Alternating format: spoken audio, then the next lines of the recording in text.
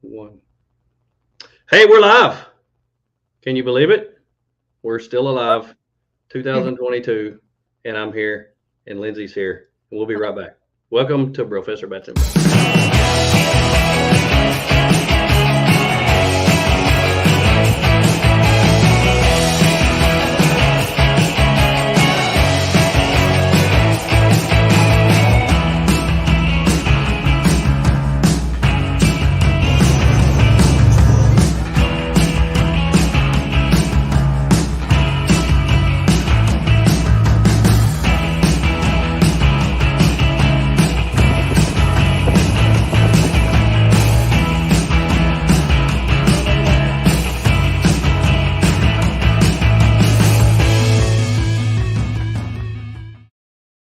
Hey everyone, we are live here on a Taco Tuesday, and I have to confess, I did not have tacos today, but I did have fried bologna, so that counts. Day's Yeah. not over. Day's not over. I can still have some tacos, I guess. As you might see, Tony is not here. He's still down in the weather, can't talk without coughing. So we have Lindsay has stepped in. Messaged her yesterday. She just got back from a big trip, and I saw some great footage from that, videos and pictures from that. So I asked her to come on, and I appreciate you coming on at such short notice. I appreciate that. Oh, well, thank you for having me. I am so stoked to be here. Yeah, I'm excited too. We talked for just a few minutes about this yesterday and didn't really do much planning, so it's just going to be off the cuff. We haven't. Uh, this is not pre-planned. This is pretty much just talking and having a conversation, and I think it's going to go well because I'm interested to hear what you have to say. And one of your best pictures had this shirt in there. This is Arla's shirt. I think it says It, did it, Adventure Awaits. And yeah. so yours is not purple like mine, but we match tonight. So it's perfect. And the thing is, it would have been purple. I would have bought it because purple is my favorite color. There you So, go. Well, it brings out the natural tones in my skin. So that purple works for me. But anyway, so um, I know we have been friends on Facebook for a while, and finally got to meet you at, I think I was cooking or something. I don't even remember what I was doing at Big Iron. I was hanging out, sweating to death. I know what I was doing because it was so hot. And you came up and introduced yourself, and I was like, "Oh my gosh, we're friends!"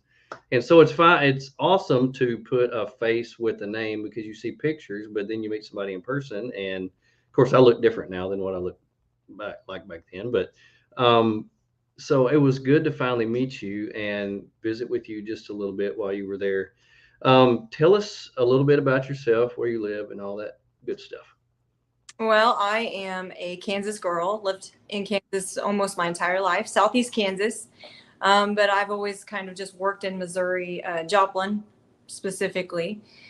And so I identify both with Joplin and Kansas. So I Yeah. flowers because of Kansas, but I'm a Joplin girl too, and so it's nice. It feels like I have two homes. Um, Yeah. I have three kids, lots of cats, a couple dogs, and lots of tortoises and reptiles in the house that I don't want, but they're there. So Well, when you have kids, you're going to have a lot of unwanted stuff. So I understand how that is. Now, I did yeah, notice on your profile you work at an orthodontist office. So yes, I do. I call that a house of torture, is what I call that. So, and you said you love it, and you showed me a few things that you do. You create the torture devices, and I do. so I think that's cool. I do. Um, I love it. It's absolutely fun. Not the torture part, yeah, maybe, but all of the craftsmanship that goes into it because I had no idea. So yeah, exactly. And everybody's head is different, everybody's mouth is different, face is shaped different, or whatever. So there's no two things. You can't like make one thing for everybody. But hey, we have Okie Overland in the house. Appreciate you being here, buddy. Good to see you, Oklahoma Tulsa guy there.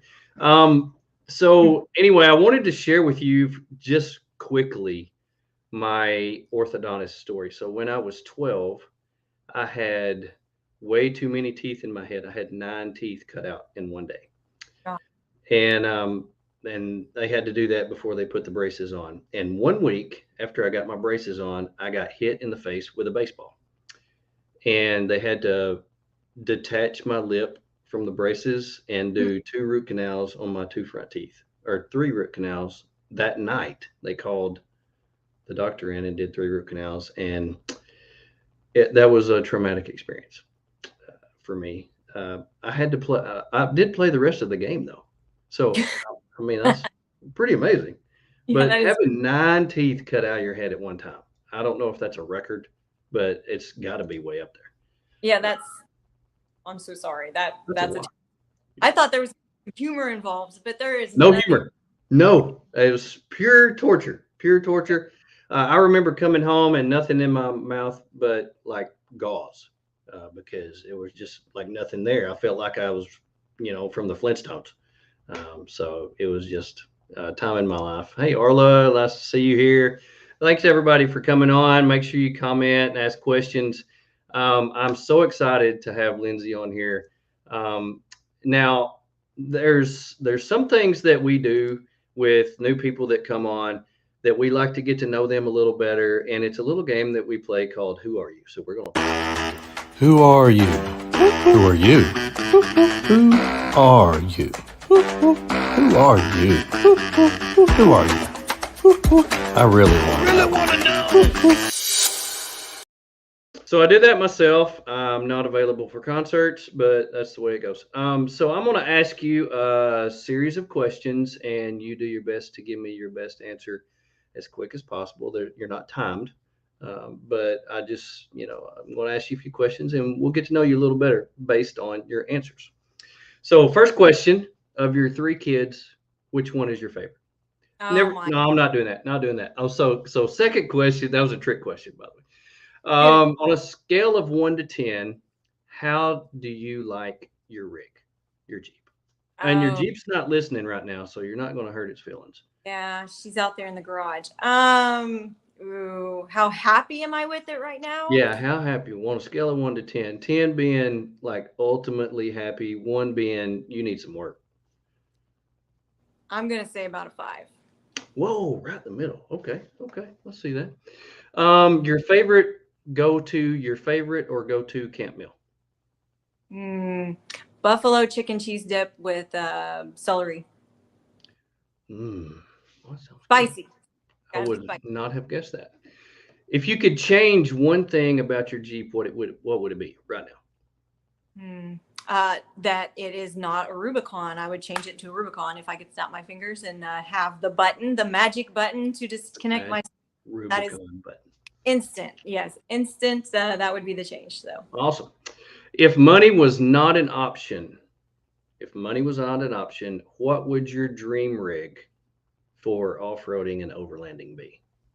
Oh my. It would still be a Jeep. It would probably be. I hate to say an electric Jeep because of gas prices right now. I'm not sure how they are off road. I have no idea. The money hurts. But maybe like a JL.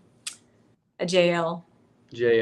JLs are pretty popular. I don't know. I'm not a Jeep guy, so I don't know a lot about the letters. Yeah. But the L on the end of the J seems to be a popular one. So I Yes. get that one. It's very. So your dream vacation, if money was no object, where would you go? Canada. I'd explore Canada. Canada, like all of it, like the All whole thing. Yes, yeah. I'm with you. But I would too. warmer months because I'm not a cold person, so it would have to be definitely month Canada. Okay. Yeah, it does get cold up there. Yep. Yeah, it does get cold up there.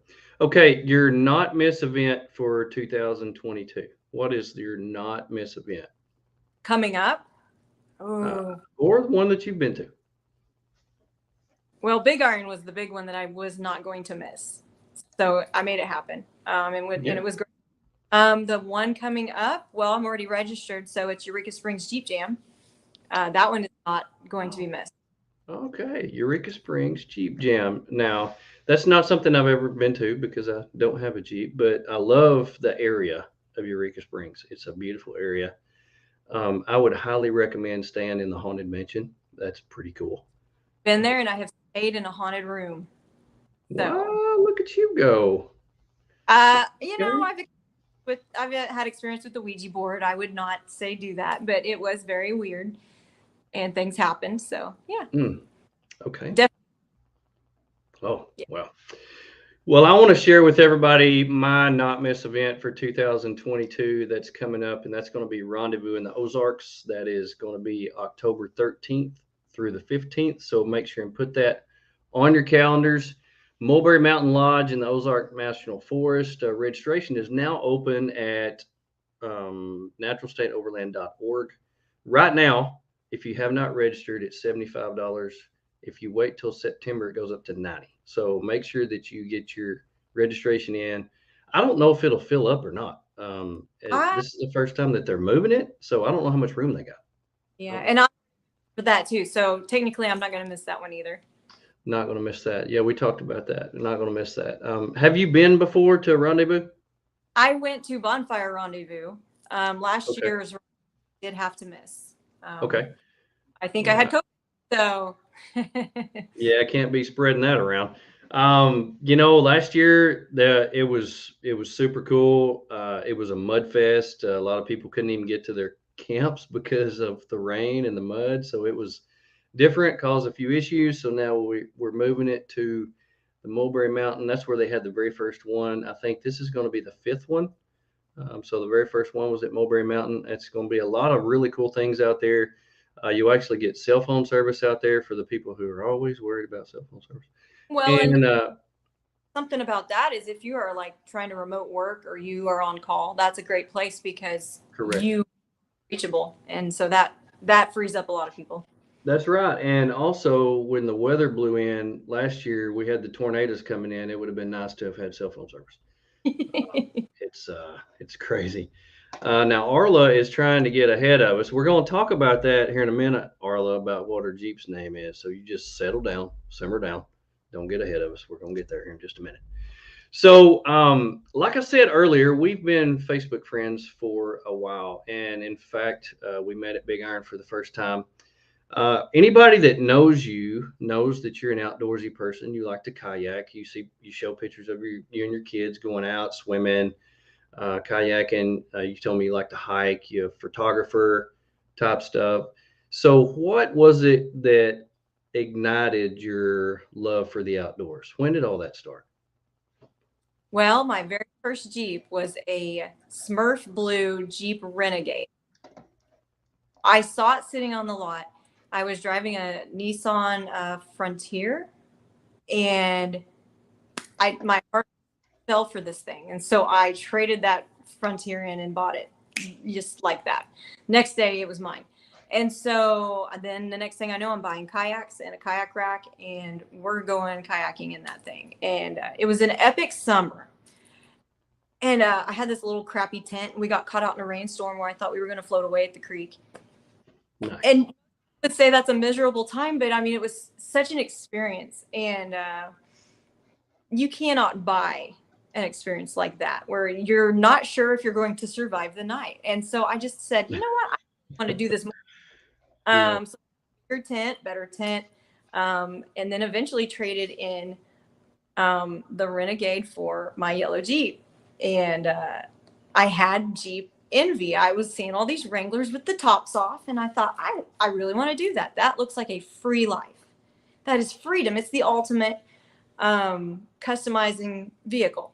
So that's what happened. And it just went on from there. I got a better tent. I started getting on Facebook and seeing podcasts from you guys and just researching it. I met these Overlanders in Galena, Kansas. They were coming from Florida, going through Texas, and then all the way up to Canada. And I had to stop. I pulled over in my van because I was driving the van at the time. I have an adventure van, which is basically a full name for a minivan. Yeah. Okay. But so I saw them, and I just had to say hi to these guys because they were living what I wanted to do, and that was to go. And it's just kind of like I just felt the fire. COVID happened and school shut down. We were told we couldn't go. What did I do? I made every weekend a camping weekend. And then I wasn't working. So then the week became a camping week. And we'd go to the campground and pull the pop-up camper and stay there through the summer. And I don't know, it just felt right. When I was a kid, we got it. So this really was something I wanted to give to my kids. Just being out there, self-sufficient, maybe learning a little bit of bushcraft, and just living life outdoors. Mm-hmm. Well, I can tell that they have really caught on. They really seem to enjoy it. You post a lot of pictures of them out there doing it, and it seems like everything that you do, they really have caught the bug from you. Yeah. It seems like they really enjoy it. Now, I like your story about the Jeeps. Now, I was going to ask you why Jeeps, but I think you explained that to me. That's one thing. I'm a Toyota guy, but that's one thing I'm always envious about the Jeeps is they're so easily modified, and you can take the top off, and that drives me crazy. I can't do that because I want to do that. I mean, there's like 5 days a year in Arkansas that you want to do that. The rest of them are too hot or too cold. But I mean, those Right. 5 days you want to take your top off. See, if you have it, you will sacrifice. Up until last week, till the trip, I had the top off the Jeep all summer. And I mean, it was like 100 degrees. Oh, we're rolling in the Jeep, We're Yeah. driving faster. That's your AC. It's free air conditioning. Yeah, that's the way it goes. Now you have gotten heavily involved in, and I guess you call it a group called the Joplin Jeep Junkies. Now, if you've seen the name of this group, this is not a bunch of crackheads that drive around in Jeeps. So don't think that. It's not what it means. It's just it's a creative name for a group of people that drive Jeeps around. So tell us about this group of people that you hang out with. Well, we are a year and a half old, the group is. It started with about 10, 15 people that had Jeeps and were off-road enthusiasts. And we just really wanted to hang out together and do fun things, but more in an organized fashion. So that's where the club started. And I didn't quite get the name until I did my mods last year. I did my mods in August, and then I was hooked. I mean, I drove a stock 2008, which I still have it, 2008 Jeep Wrangler for almost 2 years. I finally got my mods in, and I told our club president, Teresa, I said, I finally get the name Jeep Junkies because I am now a junkie.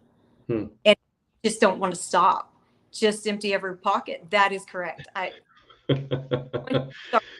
Yeah. And now I get the name totally. But that's where it was born, and it has just grown, and it has changed. It has really changed my life. So That's I've good. the best support system. All of these kids, I love kids. So I have 3, which is enough for me, but I love other kids. And so being able to see them excited about the Jeep bus, that's the name of my Jeep. It's a yellow 2008. So I haul kids around everywhere. So my kids started calling it the Jeep bus. And so I didn't pick the name. The name.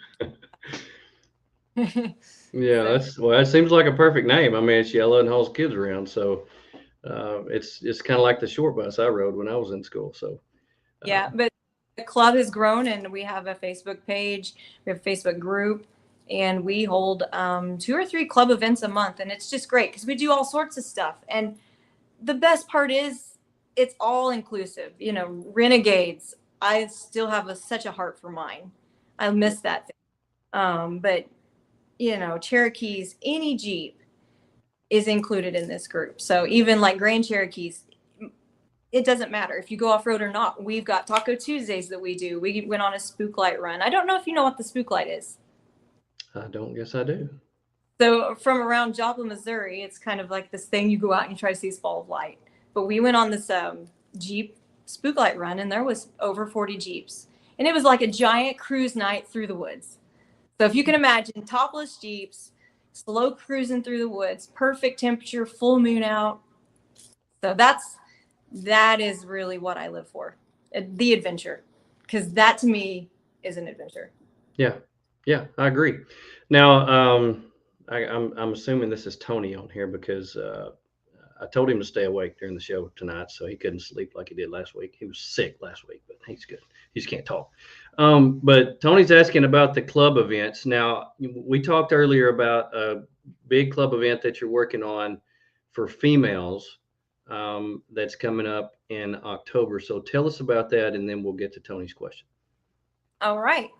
So we're in the planning process of our first ever women's off-roading event. It'll be for women drivers. Of course, everybody is included, but it'll be to encourage them to get out on the trails. So personally for me, the first event I ever off-roaded at was Chicks in the Sticks at S'more. Mm-hmm. And I was so scared. I didn't even know I had a sway bar, let alone. That's a good time to find out. Right. Good time to find out. 8 a.m. mud and Yeah. it's cold. So That's great. Okay, so that was a huge event for me, and it was very meaningful. And me and Teresa have talked about that. And she said we should do that for our members because there's so many women in our club locally here that are nervous to go off road. Either A, they're intimidated, or B, they don't think they can because they just don't. And the best way to do it is to just get out there, like I did. So, and Teresa's very pushy. She pushed me to do it, and I'm so glad she did. So that's good. Sure. Well, what do you have do you schedule camping events for the club? Do y'all go out camping, or do you do just off-road and other stuff? We did a couple. So the women's off-road event tentatively is October 1st at S'more. Okay. And it'll be, if you've ever been there, you've been there, right? Mm-hmm. So the campground is awesome, and we're going to have a bonfire. But so that's going to be a camping event. But as far as overlanding or going out into the Ozark Mountains, we went, I think it was last fall. We did a fall colors drive and camping event down there. And there was a lot of people that went, but it was wonderful. And so I can't wait to get us back down there. We also want to explore Oklahoma a little bit. I personally Oklahoma. I would just off and started driving, and we didn't know we were going to stay the night. It was me, my mom, and my child, and that was great. I saw so many things I didn't know that was in Oklahoma just from Google Maps, Gaia, just driving. So that happened to us on the way back from Colorado and Kansas. We saw so many things I didn't know were in Kansas, and that was amazing for me. So Western Kansas is beautiful. Castle Rocks or yeah. So who knew that was out there? But I had no idea. And I tell you what I was impressed with. The dirt roads in Kansas are like super highways. They are smoother than the interstates in Arkansas. I swear they are so nice. And I was with Porker because Tony had went to Utah without us knowing it. And he went, so we went different directions. And so here we are going down through the middle of nowhere, Kansas, and Porker said, I want to take these roads all the way to Big Iron because they are so nice, so smooth. And I said, let's do it. Why not? So we did most of the way. In fact, you probably drove to my old house where I grew up because I grew up 5 miles from Big Brutus. Really? Yes. And you are correct. Everyone from that area, you're going to drive 50, 60 miles an hour on a dirt road. And at night, what you got to do? Turn your headlights off and you can see if cars are coming. So through the intersection. Well, I didn't do that. That's kind of brave. That's kind of that there's growing up in Southeast Kansas, dirt roads. And I come over to Missouri and I'm like, why are all these roads paved? It didn't make sense why every single road is paved. You go to Kansas and it's dirt roads and they are nice. Well, that's because over here they don't maintain the dirt roads like that. They're not like super smooth, and I don't know why they are out there and they're not here. I don't understand why that is. Maybe it's a different kind of dirt, or because the wind blows 50 miles an hour every day. I don't know. It could have something to do with it. Yeah, I don't know. Oh, well, that's cool. I am so excited about your group that you have and the things that y'all do together. You and I both know that we love camping, we love the outdoors, but one of the best things about overlanding is the people that you meet through the different organizations, the different events, and things like that. And if it wasn't for off-road and overlanding, I probably wouldn't know half the people that I know now. I wouldn't have never met you. I wouldn't have never met Tony, Arla, everybody that's on here. So it's just one of those things that I'm very thankful about, and I'm glad that y'all have that group up there to keep yourself connected the way that you do. And planning this event for the women is super cool, and I'm going to talk about that here in just a little bit. That's one of the reasons that I'm glad to have you on here, is that I'm blown away by all the females that are getting out there and not just sitting in the passenger seat; they're sitting in the driver's seat, and I think that's so cool, and I love that. And I'm, incredibly honored to have you on here because you are one of those. But anyway, we're going to take a little bit of a break here and get us a drink, rest our lungs, whatever we're doing, and remind you of what you're doing. You're watching Professor Bachelor. Hi, this is Jerry from Tembo Tusk. This is Aaron with Artemis Overland Hardware. Hi, I'm Matt. I'm Kara from Ozark Overland Adventures. I'm Adam with Oki Overland. I'm Tate with Overland Spices. Hey guys, what's up? It's Drew with Rock Squash Designs, here with the Rock Squash. This is Jeff. Bad Academic Jeff. Hi, I'm Julie, the Overlander next door. And I'm Phil from Down to Mob. And you're watching. And you're watching. And you're watching. BROfessor. Bats. Bats. Bat. Crazy. Professor Bats and Friends. Professor Bats and Friends. Professor Bats and Friends. The Professor Bats and Friends. Professor Bats and Friends. Sponsored by Artemis Overland Hardware in Springfield, Missouri. More Expo. Tackform Mounts. Trail Rated Coffee. Linson Solar. Howling Moon Tents and Awnings. Big Iron Overland Rally, June 10th through the 12th in West Mineral, Kansas. Mountain Hatch. Lifesaver Water Filters. MC Ranch Overland. Snowmaster Fridges. EcoFlow. Timbo Tusk. Dow Dynamics Lighting. And our good friends at Midland Radio. Thank you for joining our show. No pros, just bros on this show. Thank you for being here. Here we go. It's awesome that you think about that, because I didn't even think, where am I going to do this? Okay. And we're back. Oh man, I want to thank everybody who helped us make that video. You are my bestest friends, and I love you.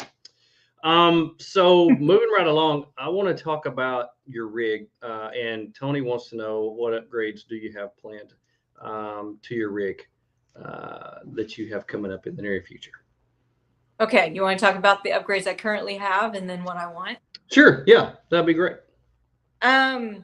So my favorite upgrade is my Armor Light carpet, which is not a carpet, it's rubberized flooring.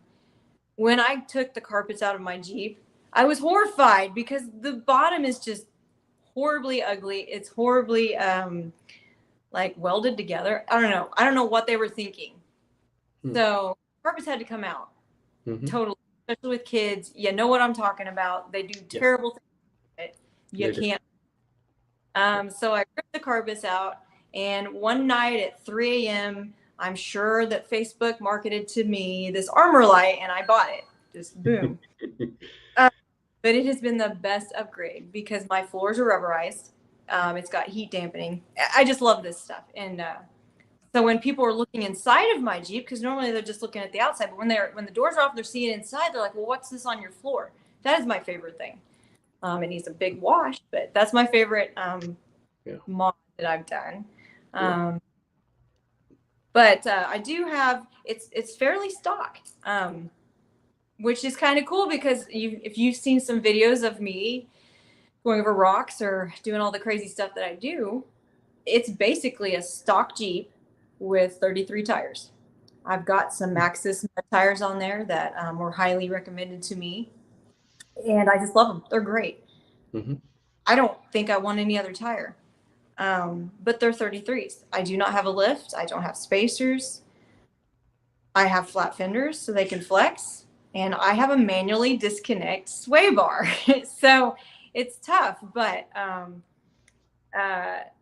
watching some of the videos, now I can see why a lift is needed. So moving on to the next question, a lift. Absolutely, a lift is going to happen. I have shredded some of my tire wall because of my flat fenders and flexing. I was watching the video and I'm going, that's why I'm ruining my tires. So definitely a lift in very near future. You know, I hear a lot of people talk about lockers too, and I think to do what I'm going to want to do next, I'm going to need some lockers, at least part of it happen. Or another problem is you asked the question, how happy with the Jeep am I? I'm only at a 5. Really sad. It does have 100 and almost 70,000 miles. I've probably had to do more repairs to it than I've paid on the banknote. And it's just a JK Sport. So it does have the 3.8 engine. And out in Colorado, when I got in higher elevation, it was like praying that it would make it to the top. And it would overheat a little. So I wasn't happy. Coming off of this trip, I was less happy with my Jeep than I was before I went. Okay. That's kind of sad, but you know, it's served its good purpose. Yeah. But definitely a lift is the next mod. Yeah. Well, and I understand because, you know, when I first got my FJ, I was like, hey, what do I need to do? What's the first thing I need to do to it? Whatever. And almost everybody said they're a lot like a Jeep. They're pretty good off the parking lot. I mean, you can do almost anything with them off the parking lot. But when you get into some of the places like you went last week, you see why you need a few other things. And I went down Black Bear Pass and shredded my tires because I had tires that were too big and I did not have the turning radius that I should. And it rubbed and it was embarrassing because it was loud. And so the first thing I did when I got home was go down in tire size. I'm totally over the big tires. I got 33s. So I had 35s, hated them. So I went back down. 33s are perfect. Even with my lift that I have on there. So I totally get that. There's some things that you find out that you need, whether you want them or not, you find out you need them. If I'm going to continue to do this with my vehicle, I need this. And so I totally get that.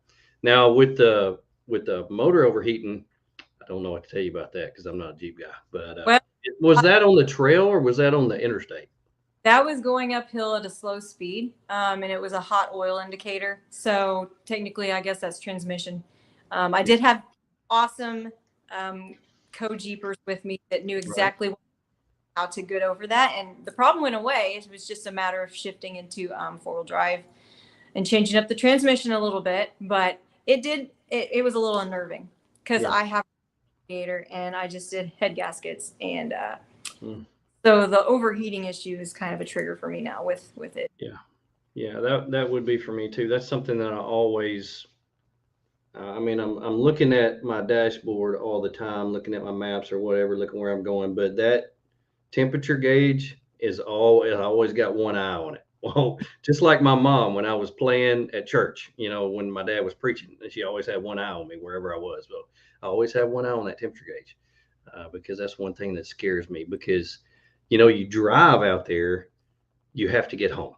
So, we're not ones that we put our vehicles on a trailer and have a 1-ton and pull them out there and do what we want to do and pull them home. We drive them out there and pray that we don't break them and then we drive them home. So that's one thing we got to watch. So definitely watch that temperature. Well, that's cool. What about your overlanding part, your tent part? Are you planning on changing that any, like roof racks, rooftop tents, or anything? So for this trip that I just got back on, I used a hub tent. It was basically a cheaper version of the Gazelle tent. I love it. Pop it up, 5 minutes. So easy. It's instant. It's perfect. So I brought my son with me, and he spent half the time in the tent, half the time out, just running around. So this was perfect for me. Being on the ground, I wasn't worried about bears or animals or snakes. I mean, we camped where there were snakes, but I was pretty diligent with all that. So the ground tent worked perfectly. I also do have a rooftop tent that I have not used yet. It is massive, and I do not have the rack for my Jeep. So my plan was I also have an off-road trailer. So I want to mount the roof rack or the rooftop tent onto my trailer and use that. Now, that was the plan. Now that I'm back from doing this week-long event, I'm not sure a off-road trailer is a good idea if you're going in the mountains, if you're going up hills. It's a great idea for the Ozarks, but not necessarily the best thing to take 2,000 miles away. Yeah. Have to get it home too, and you might not get it home. So that's something that's in the works. I'm holding on to the tent. I don't want to sell it, but it might be listed. I'm so happy with the ground tent. So. Well, it looked like it worked perfect, especially with you and your son. You know, and I'm with you. Those type of tents, I don't care if you've got a hub tent or a gazelle tent or a clam or whatever, they're so easy to set up. And Chris had 3 of them at Big Iron Overland rally, and I was there early, and he said, "Hey, you man, setting my tents up for me," and I saw what they were, and I was like, I could set those up in like 3 minutes. I mean, come on. And he's got a double one, and it didn't take no time. So those are so easy. I love them. And, I love them.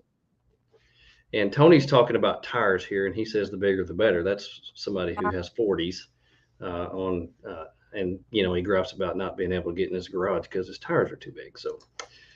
We put a new lift on my FJ in Tony's garage, and I almost didn't get out of the garage. I almost had to flatten my tires to get out. So my tires are plenty big. So I'm done. So anyway, he says the bigger the better. I'll say no thanks. I have to disagree because I do have kids that I'm hauling around. That is why I don't have a lift currently. Is I thought, well, you know, they need to be able to get in and out. I'm not lifting them in and out of this thing. They need to do it themselves. So I've got like a 3-year-old that if I have a 4-inch lift, I'm not sure she could crawl in.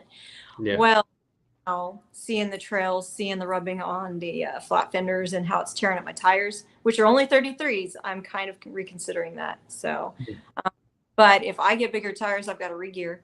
My gas mileage is going to tank even more. And I'm just not sold on them yet.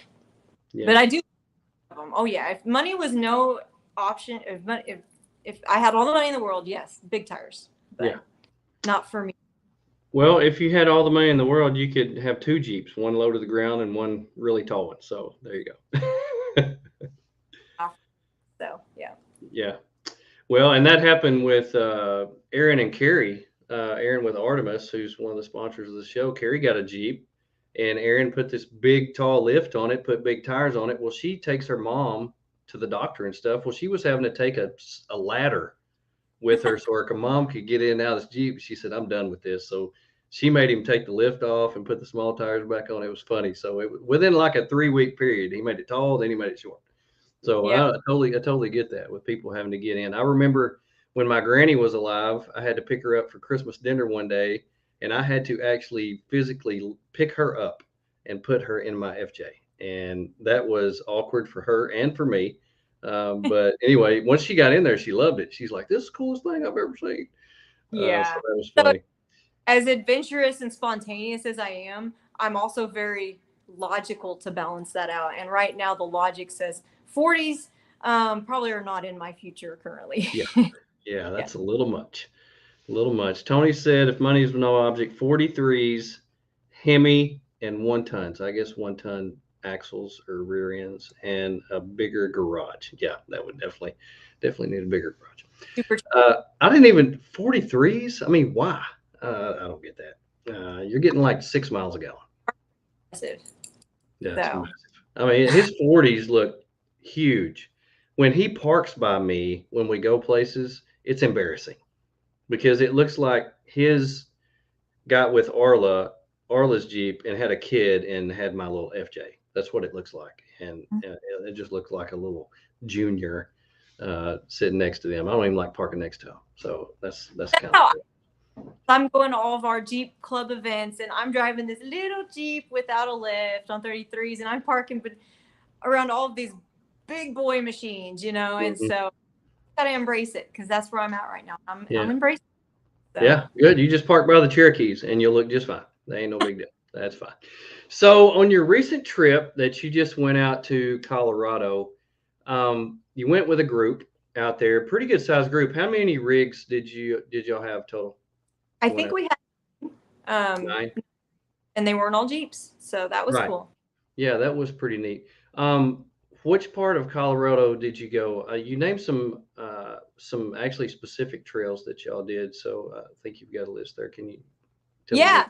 So how it all started actually, because I didn't just say, hey, let me go to Colorado and let me find some people. That's not necessarily something I was planning to do. Mhm. But my good friend Chad Morris, he has kind of like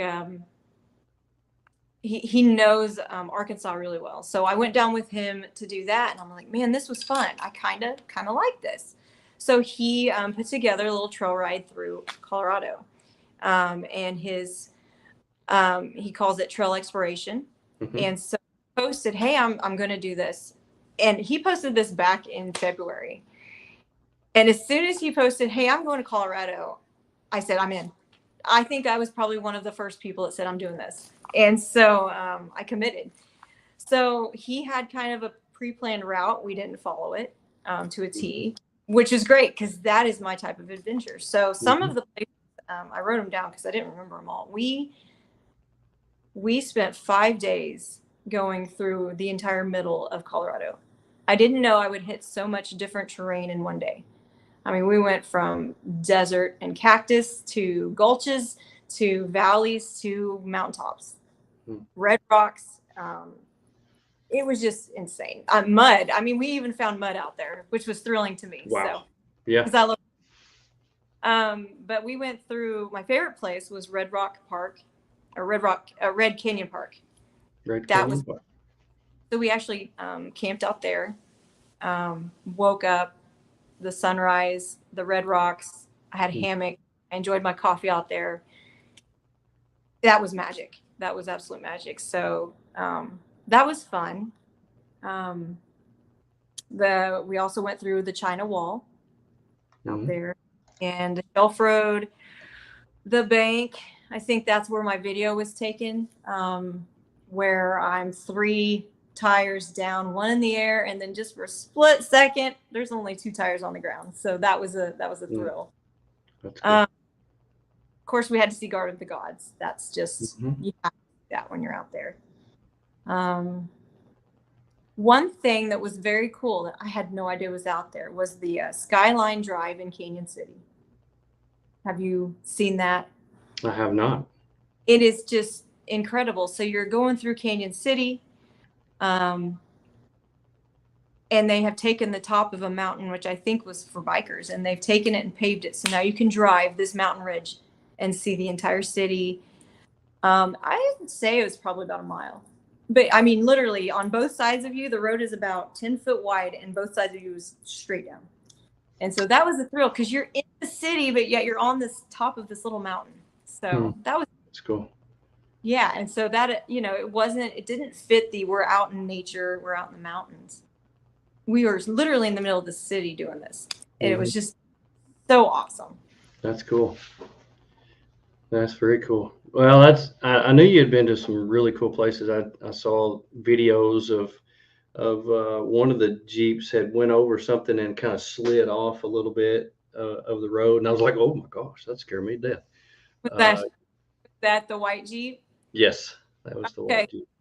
That's my friend Tim with a Trans-American Overland. That's the name. Yeah. And so oh my gosh, I think he broke a spring doing that. Wow. Yeah. But for a minute, we thought he was going to go over. Yeah. I did too. I like to drive too. We have a saying, it's called just send it. And I really adopted that. And so in my Jeep, I just send it, and that's, I love it. I haven't broke yet. Haven't broke yet. Well, that's good. That's good. How did you pack for this event? Did you make a list and so you wouldn't forget anything? How did you pack, and did you take everything that you needed? Did you leave anything at home? Well, so I was still kind of packed from Big Iron in my off-road trailer. When I got home from Big Iron, all the stuff went in my off-road trailer. So it was really easy for this trip. I just basically took out the things I thought I'd need, and I thought I was packed. And then I unpacked everything and I reorganized it all over again the next day. And I was so glad I did because I eliminated about half. So that was pretty easy to pack. I already knew that I needed, your tent. I did bring an awning in case it was rainy or, I had no idea what Colorado was going to be like. But the food was the worst part to pack because I didn't know where it was going to go, how much I was going to need to access it. But the best thing I did was I made a task list on Google Tasks, and I just went down and said, okay, I'm going to need all these things, whatever I could think of, I put it in there. And as soon as I knew it was packed, I checked it off. So that helped me stay organized, especially with my kid, because he needed different things than I needed. So, So do you have a fridge? I do. Okay. It's a one zone fridge. I powered it with my 12 volt. And it rocked. It so rocked. Good. Well, we had talked about you were kind of worried about having enough electricity to power everything. So you placed an order and something happened. Tell me about that. I love this story. That's great. Okay, so you were saying that you had multiples of something sitting around by accident, I think. Yeah. You accident. Well, I said I knowingly have multiples of stuff sitting around. So before the trip, I have a Blue Eddy power station that was on the fritz. And so I knew I was going to need this thing. So I contacted Amazon and they were in the process of doing a return on it. And then I'm like, dang it, I don't know if it's going to be here in time. I'm just going to buy another one. So I bought another Blue Eddy. So thinking it was going to be there in time. Well, then Amazon Prime Day hit. Oh my gosh. And my friend sent me a link. For your friend sent you a link. Yeah. Out. And here's this Jackery 1000 watt.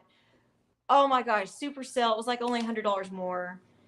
I couldn't help myself. So I bought it too. It's so I paid for fast shipping. None of these things got there in time for the trip. None of them. So here I have 2 power stations and a broken one sitting at home while I'm in Colorado. So that was kind of a big bummer. They arrived while I was there. But they're all, at least 2 of them are going back to Amazon. So you did not have a power station. You ran everything off of, and you don't have a dual battery system on your Jeep. So you ran everything off your main battery on your Jeep, correct? I did. Yeah. And that worked fine? Yeah, it did. That's great. See, that's great news for everybody out there who is worried about powering a fridge for a long period of time and not having either a power station or a secondary battery. That's great news that you can actually do it. It was awesome. I noticed on my fridge, and I think most of them do this, is once it goes below a certain voltage from the power source, it will go function 1 mode or an error mode. So it'll turn itself off to not drain your. I didn't know it came like that, but that is exactly what it did every time. So I would plug my fridge in at night, and I'd also leave my accessory lights, my rock lights on in the Jeep for some cool lighting, because you have to have mood lighting. Of course. Yeah, and it never ran down my battery. The cooler would kick itself into this kind of a sleep mode. Notice the voltage was low, and then it would kick itself back on. It was incredible. It's kept everything frozen. Nothing spoiled. So that was now I will say I did not go into that haphazardly. I did also bring a jumper pack with me that was all charged up, ready to go. If I did drain my battery, I could just jump start my Jeep by myself. So I do want to throw in a disclaimer there. Tell me how cool the nights were when y'all were out there. It wasn't like Arkansas and Kansas right now where it gets down to a nice cool 101 at night. So it's not like it was having to work hard. So what was the temperatures at night there? I think the lowest it got, because I didn't have a lot of service, so I didn't look. Really my goal out there was to kind of disconnect from all of that. I used my maps and I messages from home, but that's about it. So I think I checked the weather a couple times. I think it got down in the maybe low 50s, upper 40s, but That's what I was guessing. Mhm. Yeah, and I Yeah. noticed y'all were sitting around a fire, had hoodies on.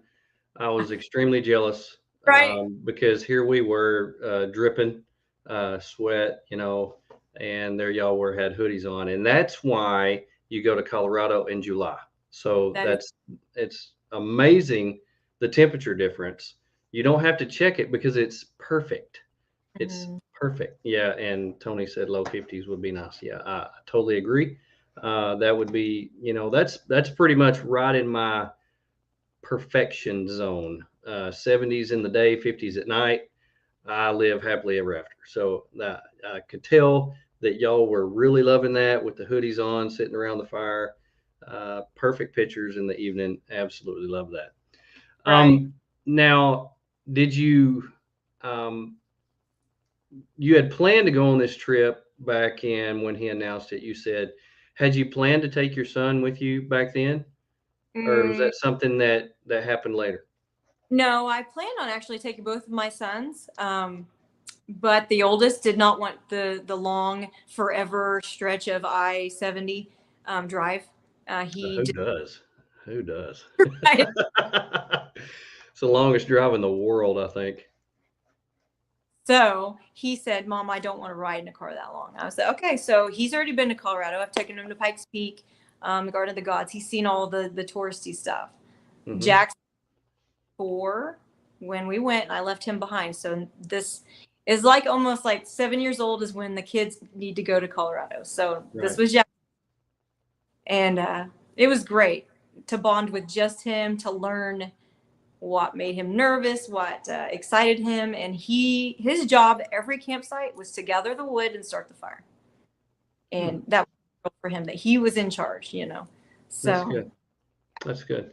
And that's one of the things that I really wanted to ask you about was, you made this trip with your son. I know it was hard to leave your other two back home, but that gave you a focus on it this did. one particular child where you could get to know them so much better that you really can't do that, when you're just going everywhere with all the different ones. Because I know how I had two kids and it was crazy. I can't imagine having three. So yeah, but just having the one to concentrate on and spend all the time with, how what how do you think that made the memories for this trip much I, more than it would have? I think that he was absolutely thrilled. He felt important. Um, and I mean, I asked him a bunch of questions on the way home, and he kept saying, "Ask me more questions. Ask me more questions." I asked him what his favorite thing was, what the thing he didn't like the most was, where his favorite place was, what his favorite food that we ate was, and he just ate it up, just getting all that attention. So he didn't have to yell over somebody else Right, or right. get. So his favorite thing though was ganging up with all the kids at the campground when we went to Lake Wilson in Kansas. There were all campground kids, and he's a social kid. Don't know where he gets that from, Yeah. but he got in the lake and was like, "Hi, all," and before you know it, there's 10 kids swimming in the lake, and they're all having fun. And he's just made new friends, and he's already connected with them on, their gaming platforms. So he'll Mhm. with them. And that's just really cool to see my 7-year-old just come out like that. I didn't know Yeah, he was capable.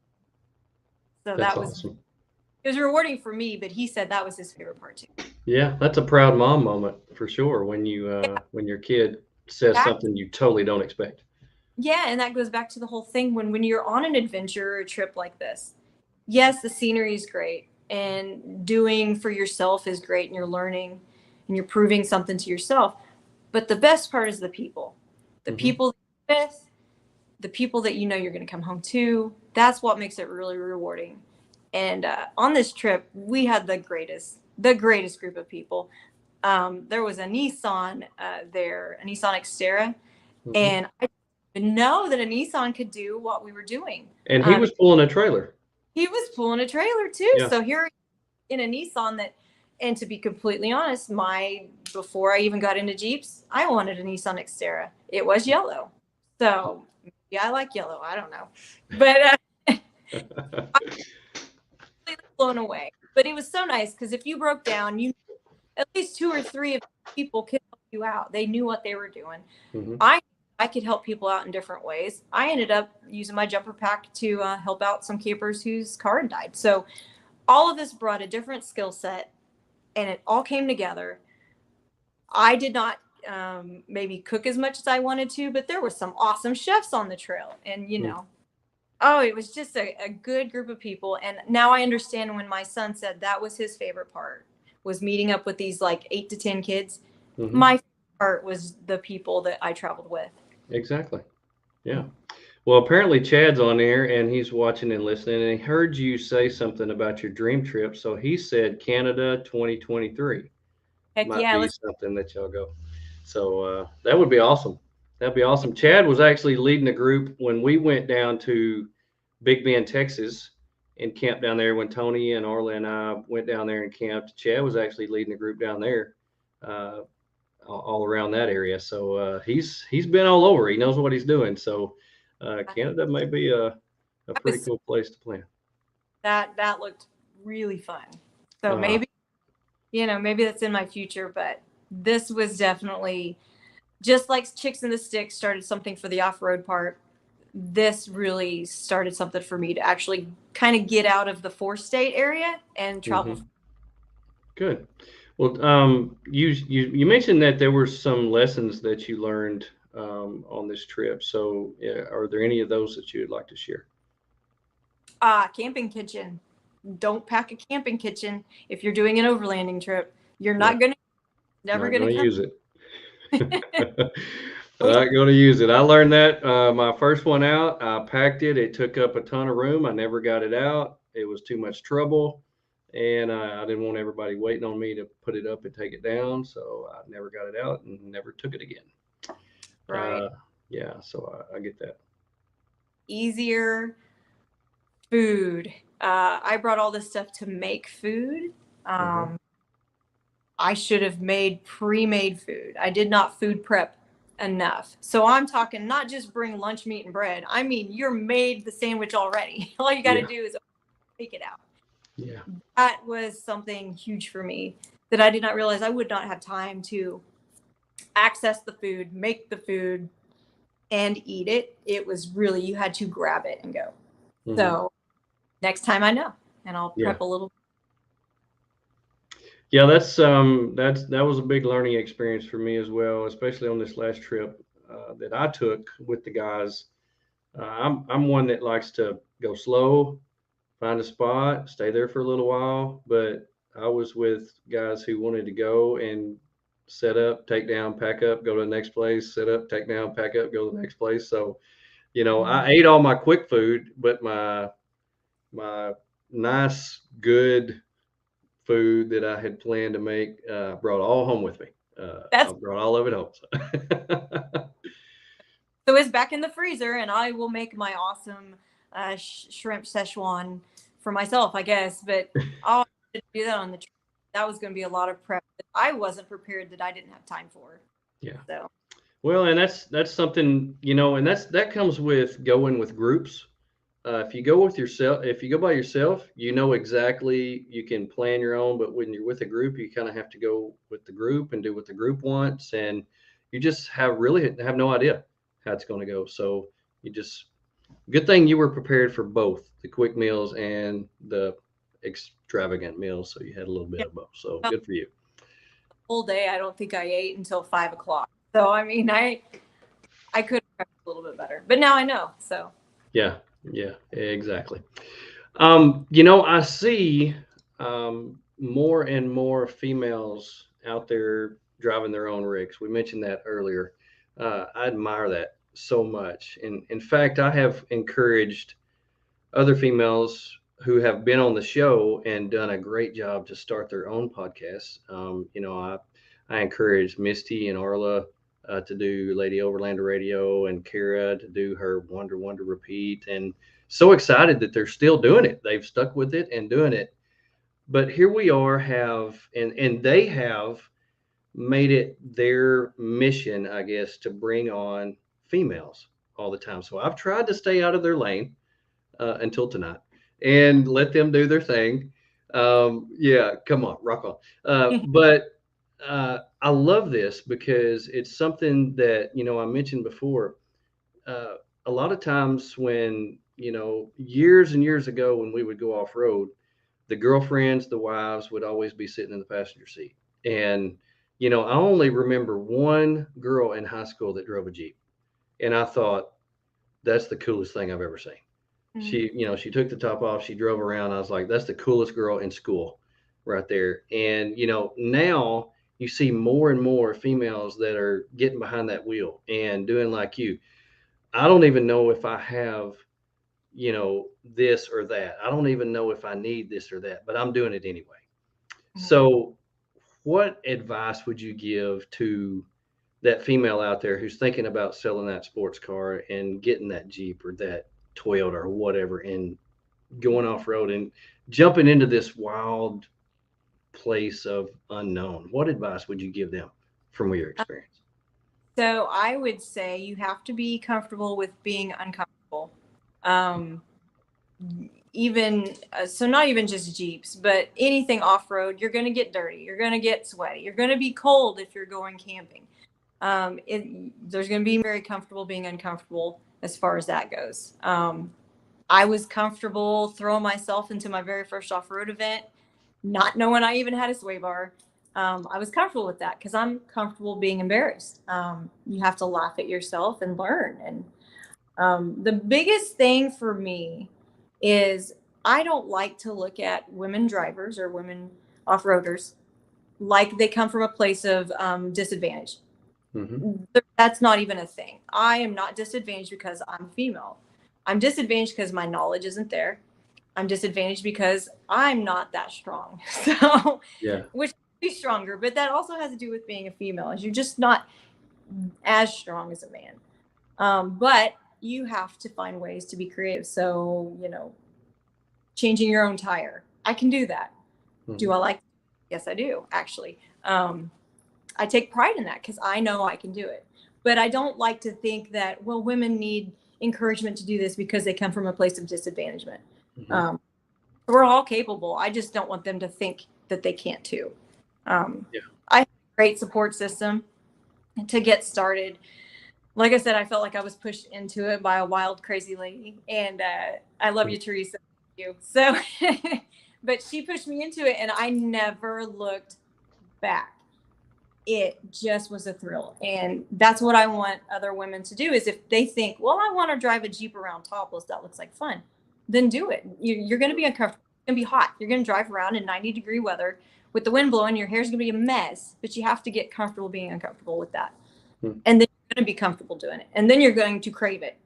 And so if that is something you want to try, just try it. You may hate it, then sell the Jeep and get the sports car back. So I'm a big fan of sports cars.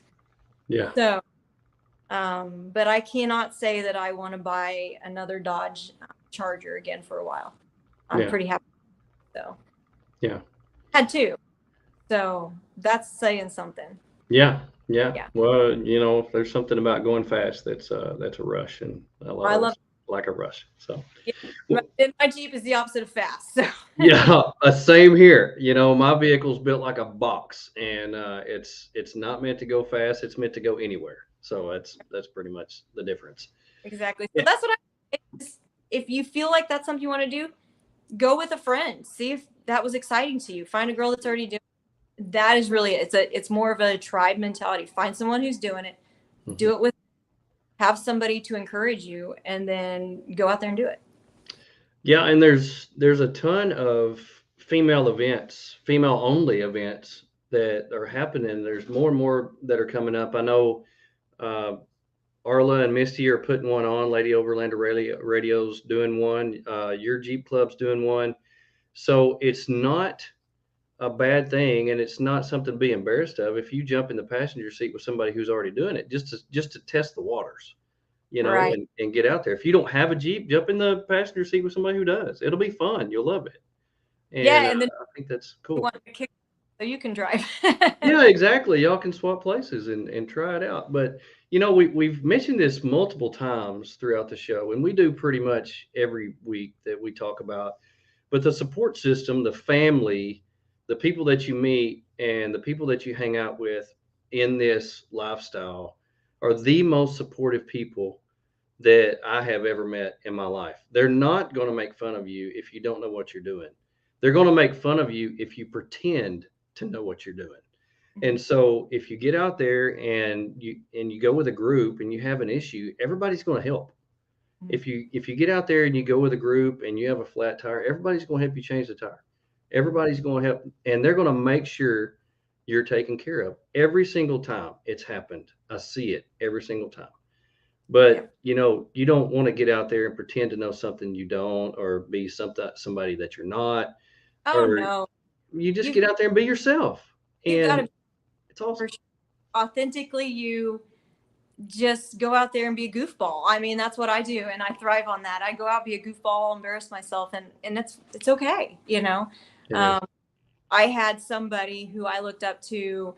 She was a off-roader, and I really thought she was just something. Her name's Bridget Brown, and I thought the world of her because she's out there doing this, and I wanted to do it too. And Teresa got me out there, and I met Bridget, and I just thought, these are my people.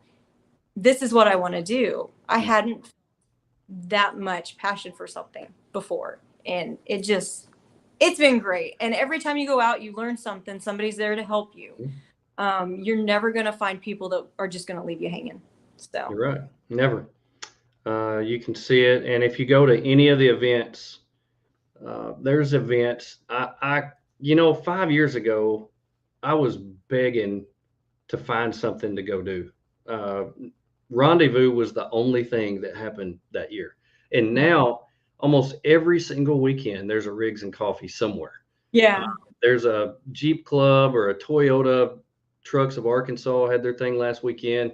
I mean, it's all the time, every single weekend. You can get on social media and you can find something to go do, meet these people. And if you just stand around and act like you don't know anybody, somebody's going to walk up to you and you're going to meet them. So if you're not social, just stand there and look weird and somebody's going to come up and talk to you, I promise. It might be me too. I'll just come up to you while you're trying to cook your dinner at a campsite and be like, "Hi, I'm me, and I've seen you before." So that's how. So it's so cool now that there are so many events. Because yes, you brought that up. 4 to 5 years ago, when I was getting into the camping and the kayaking, I didn't know there was a kayaking club in the area. I didn't know. And I was always begging my friends, let's go camping. And they were getting so annoyed with, well, Lindsay wants to go camping again. Again. Yeah. I stress the again. Yeah. I get it. I was there too. Taking the kids out and dragging people out that got uncomfortable. And, that's not their thing. That is totally cool. And I still love them. But it wasn't fulfilling to me. And so you just have to get out there and find passion and do it and not be afraid to be a goofball and go say hi to people that you don't know. Yeah. And it's not something that you have to jump in head first. You don't have to go out and buy a $70,000 Jeep and take it straight to the mechanics and have them put $15,000 worth of stuff on it, And Tony and I were talking about this today. I've been driving in Little Rock for the past 2 weeks, and I can't tell you how many rigs I've seen that's got new gear on them that's never seen the first ounce of dirt. Everything looks so brand new, and I'm thinking, those people need to at least drive down a dirt road to get it dirty a little bit, just to show that they use it. And, but you don't have to dive in head first. You can jump in the passenger seat with somebody. You can go to one of these events and meet people and just see, is this for me? And I recommend that. It's a lot easier to do that, to see if it's for you, or go on a camping trip in your little Subaru and your Walmart tent than go out and buy a $70,000 Jeep with a $3,000 rooftop tent and realize, oh, this ain't for me. And I know people do that all the time, and there's going to be a whole bunch of stuff for sale probably in the next 2 years. And that's great. That's great for us. That's great for us because we're always looking for something new. But, I don't recommend that for the normal person. It's just get out there and meet people, because a great support group is waiting for you to show up somewhere, and they're everywhere. They're everywhere. You're in Kansas. I'm in Arkansas. They're everywhere. We both go to Missouri a lot, so everywhere you go, there's people that are waiting to meet you, take you in, and go out and camp with you, off road or whatever. And the thing about Rendezvous coming up, it's a giant camping party. I mean, how alive are we going to feel meeting up with all the people that love to do the same kind of stuff, but also have different knowledge and skill set? And you have an FJ. So, I mean, we drive different rigs, but yet we still have the same passion for this stuff. So, it's just a giant camping party. And it's you get everything in one wad. So they have classes that teach you how to do pretty much everything. You'll have trail runs where you can go out and go out with people who know what they're doing in case something happens. Different levels of trails that you can go. There's cooking competitions. There's gear. There's vendors. I gotta get prizes, giveaways, music. Oh my gosh, it's like the ultimate package. So I can't wait. In fact, I can't wait for Rendezvous, and I can't wait for October. Best weather is in October, and the best event is in October. So I can't wait. But anyway, so fun. Well, man, I tell you what, this has been so fun. I was looking forward to this all day. I knew it was going to be great, and you have done a fantastic job of sharing about you and giving tips and tricks and sharing about your life, and I appreciate it. I know everybody who listened did as well. Thanks for the very late notice, because then, there's little for me to have to worry about. I did not have to be nervous because there was no time to be nervous. It was, hey, you're doing this tomorrow night. Cool. Yeah. Well, I was really glad when you said yes, because I didn't have to go look for somebody else. And plus, I wanted you to come on and share with me, because I got to see all the pictures, but I didn't get to hear the story behind them. And that's what I wanted to hear in that. So anyway. Coffee and if there's coffee and bacon, I'm taking a picture of it. So see, you won my heart with those two things. Coffee, bacon, and beautiful rocks in the background. We're done. So that's really all you need, and nice temperatures. Temperatures. Yeah. Well, I appreciate everybody coming on and joining us tonight. There was 1,000 places you could be, but you chose to be here, and I appreciate everybody who came on and commented and questioned. And thank you for making Lindsay feel a part of the show tonight. So, Lindsay, thank you again for coming on. I hope you all have a wonderful week. You're never promised tomorrow, so live your best life today. I hope you have a great week.